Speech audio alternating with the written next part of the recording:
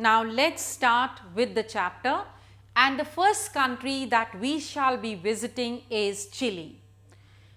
In this country, Chile, and there, the then president was very generous, nice and popular amongst his people.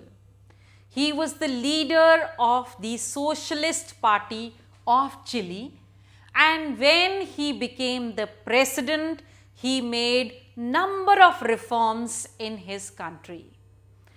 He saw that there were reforms in the education, and free milk was distributed amongst the poor children, and he also redistributed the land among the landless farmers.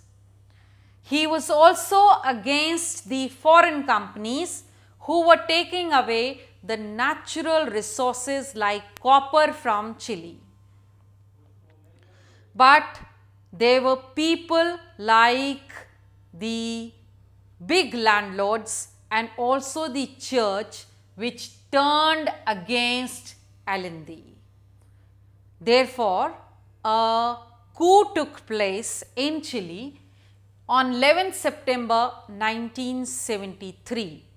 And when the coup started and the president was aware of what was coming, he gave his speech on the radio which said, "Workers of my land, I am sure of my country and of the country's future.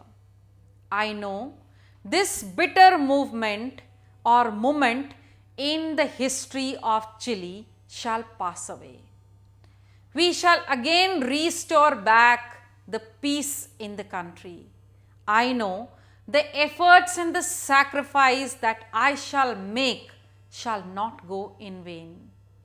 So my workers who are my strength shall rise against all the atrocities that the dictatorial government is trying to impose in the country." By the word sacrifice, he meant that his own death, and this was exactly what was there in store. When the coup took place, the then defense minister was captured and the president was forced to resign.